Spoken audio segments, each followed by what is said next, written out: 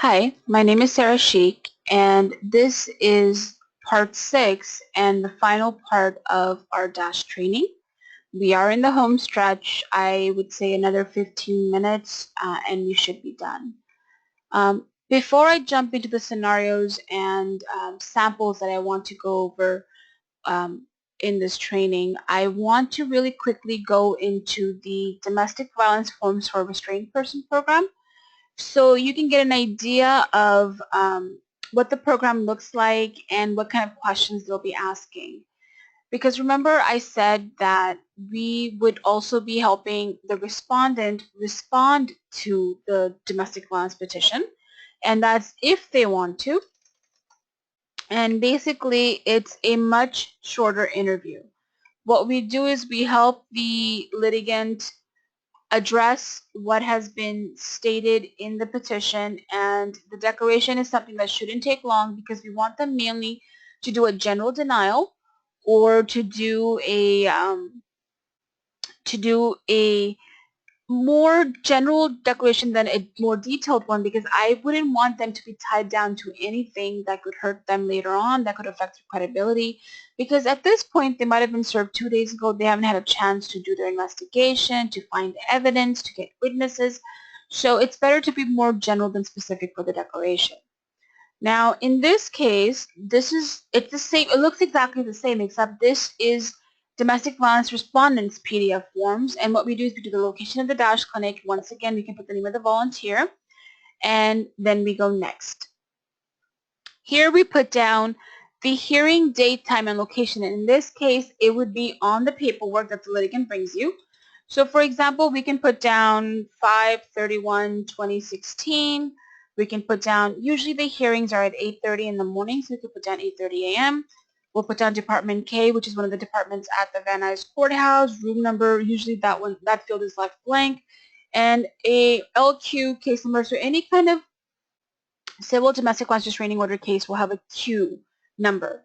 So the first letter is for the courthouse. So an L would be a Van Nuys case, and Q is for the type of case it is, which would be a restraining order, domestic violence. And we'll just put down LQ 1, 2, 3, 4, 5, 6. Usually it has 6 digits along with the 2 letters. Then we're going to go next, and this program then asks, what is your name? In this scenario, we can put down John Andrew Smith because that was the individual, the fictional individual RP. And he is male, and now because he was served with a restraining order, he has moved out. So we'll just put down San Fernando, in the city of San Fernando in California, zip code 91340. Phone number, once again, is optional, so we do not have to fill that out. If the litigant did not want to provide their home address, they could provide any sort of mailing address, and that would have been fine as well. The form then asks for the other party's information. It's Mary Jane Smith, and she is a female. The next question then asks, do you agree with the relationship? This is the only thing that the respondent should be agreeing to in the response. So in this case, we would say, so does he agree to the relationship? So if she put down that they were married, they lived together, they had kids together, and he's like, yeah, that is our relationship, we can mark off yes. Then we go next. And now this is where it's important that the litigant come in with the paperwork they were served with, because we have to address everything that's in the DV-100, which is the actual petition. So we mark off the orders that were requested, and based on my memory, we'll mark off personal conduct, stay away, move out orders, unlawful communications, there was child custody, child support, property control, debt payment, property restraint, spousal support. So we're marking off everything that the other party asked for on the DV-100, and as you can see, it's a long list. So we're going to be asked questions for all of these different orders that were requested. And then we go from here. Did she also ask for protection for the family members? Yes, she did. And we can go next. And then the program will just repeat it, or ask you on repeat. Do you agree to this order? And we should always be marking off no. No, I do not agree to move out, stay away, personal conduct, unlawful communications. Are you the parent of the child? I mean, he could admit it. He could say, I have doubt, but let's say he is the parent of the child or children, and we can then say she marked down child custody orders in these, and all of these: abduction, prevention, child custody, and now it goes to, do you agree? No. and then it asks, what do you want? So let's say he puts down, I want sole legal and physical custody.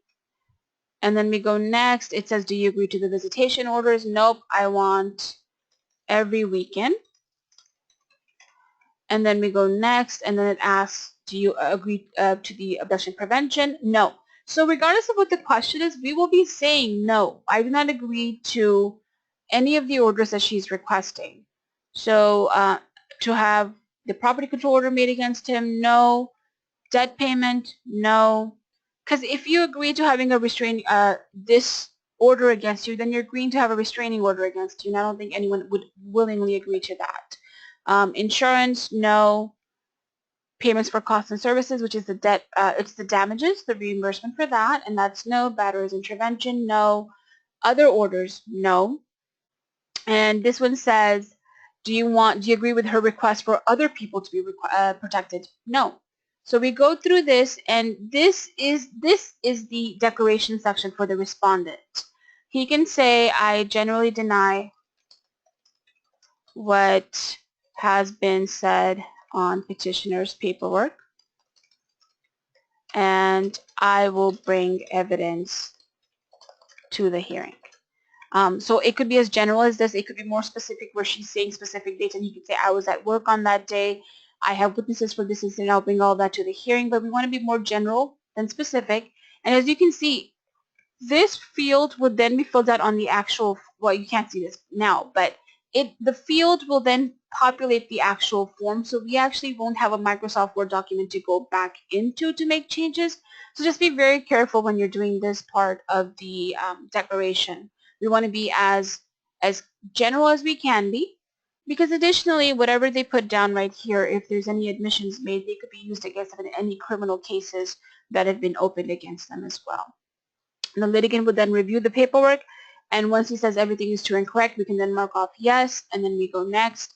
And then it says, now the respondent can then say, I want her to ask for some specific orders, like I want her to pay for my attorney's fees, or I want her to pay for my out-of-pocket expenses, things like I had to take time off of work to come and respond to this.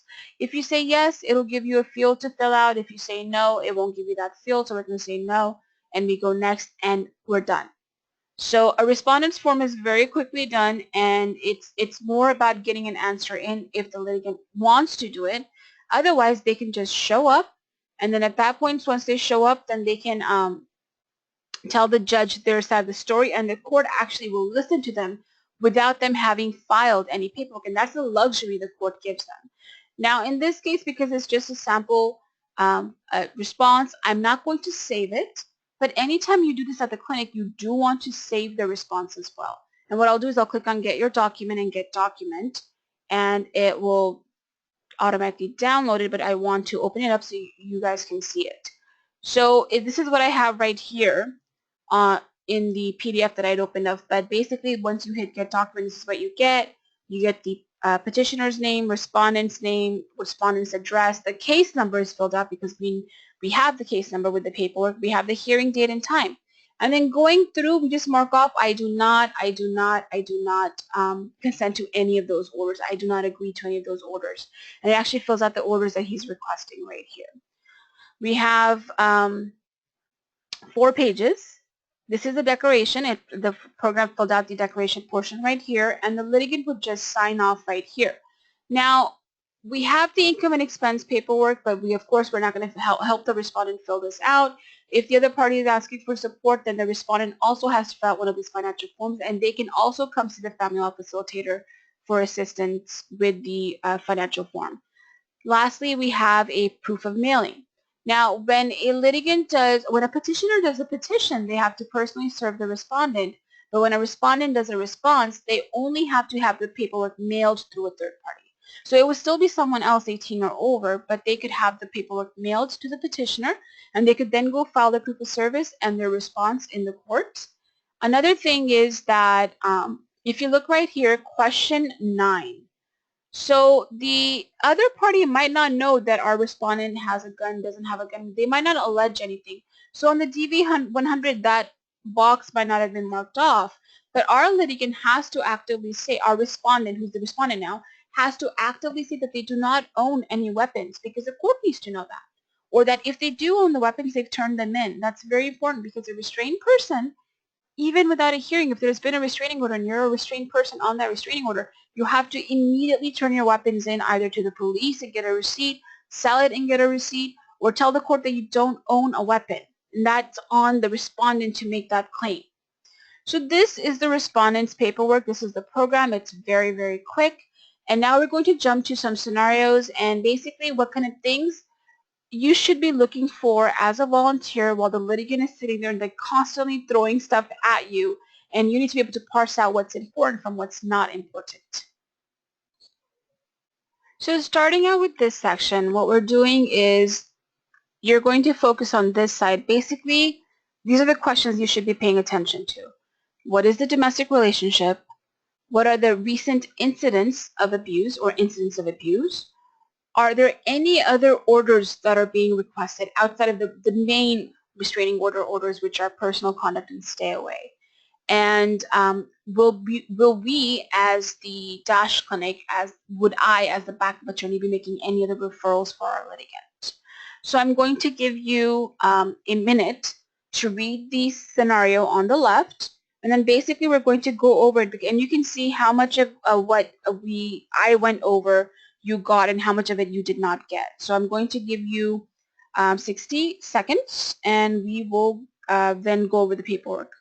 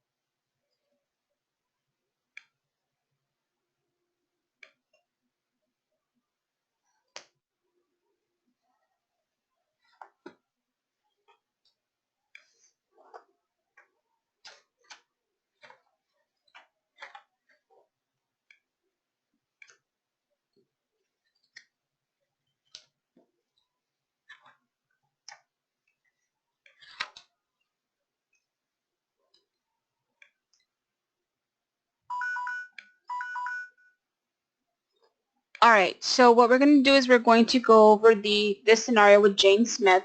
And basically, we start off with what is a domestic relationship, or is there a domestic relationship? And immediately we can see in the first paragraph she's saying it's her husband, they live together, and they actually have 2 children together as well.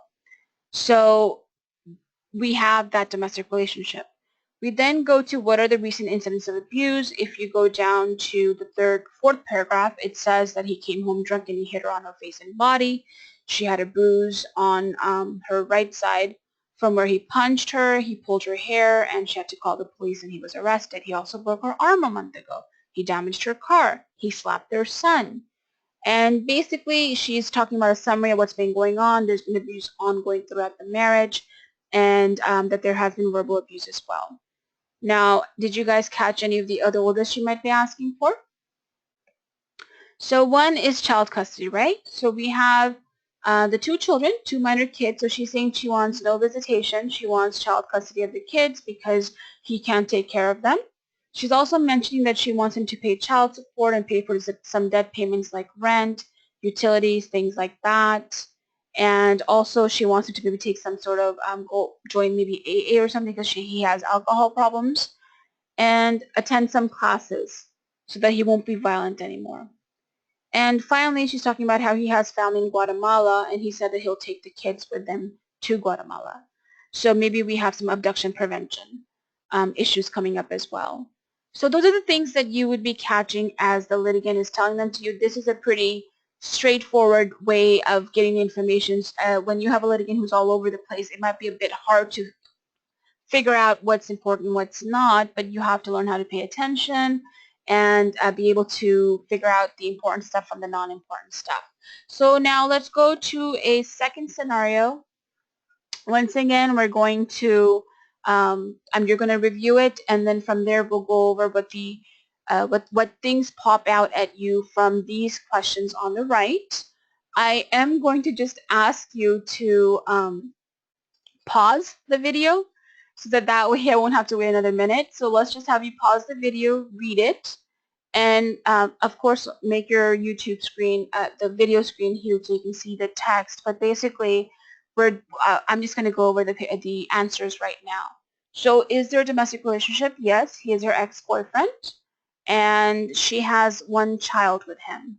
And what are the most recent incidents of abuse, or what are incidents of abuse? And it says that he shows up to her house all the time, and she's asked him not to do that, but he won't listen. He said that if she doesn't get back together with him, she's going to regret it. And sometimes he'll leave her voicemails and just cuss her out and send her texts and telling her that she should watch her back. Additionally, she saw him at the grocery store and in the parking lot, and she knows that he lives 20 miles away, so he should not have had a reason to be where he was yesterday. At one point, he also broke her cell phone.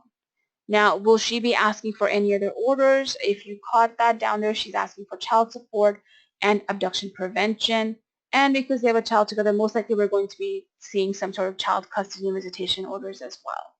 So this is a second scenario. Once again, you get information from the litigant. You have to figure out how we can take care of every single thing that they're bringing up with you. Now let's go down to one more scenario that I want to go over, and then from that we'll do some concluding housekeeping things, and that would be the end of it. So now we have our final scenario. Remember once again, what is a domestic relationship? What are the recent incidents of abuse? Are there any other orders that are being requested, and would we be making any referrals as well? At this point, just pause the screen, read the scenario, think about these questions, and then from there we'll look at the answers. So now, basically, what's a domestic relationship? Well, he's her boyfriend. They have 3 children together. They still live together, but she plans on moving out. She's saying that last week he came home. He was high on something. He hit her and held a knife against her neck, and it took him hours to calm down. The children all witnessed his abusive behavior, and they were crying and begging for him to stop. And basically, one thing I might not have gone over is that with children witnessing abuse, that also is abuse. So that's another incident of abuse that he perpetrated against the children. She said he's also threatened her, saying that if she reported him to the police, he would report her to immigration. And then, so those are the different ways that he's been controlling and abusing her. Any other orders that are being requested? So one is, of course, they have children together, so she's going to be asking for child custody visitation. It also mentions that she's afraid that he'll take the kids to El Salvador, so abduction prevention. But if you notice, we have one extra thing in here. If you look at the part, that second to last paragraph where he says, if you report, basically he's saying if she reports him to the police, he's going to report her to immigration.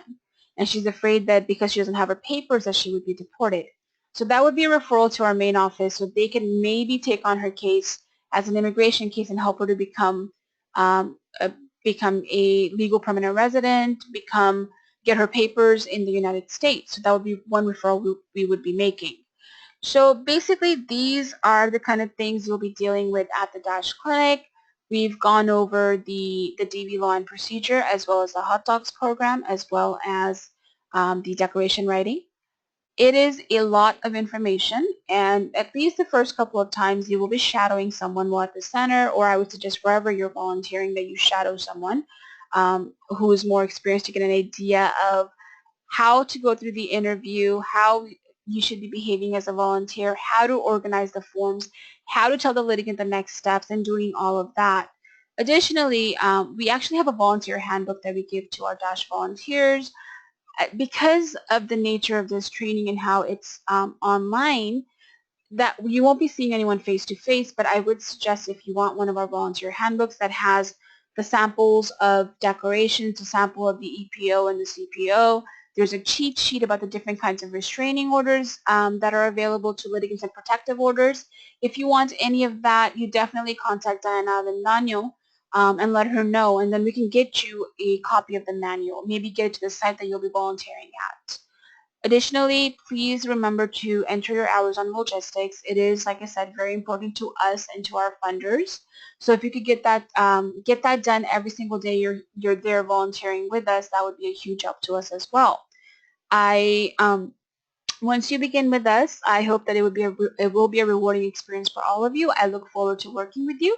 And as always, if you have any questions, please feel free to contact me. Thank you. Bye-bye.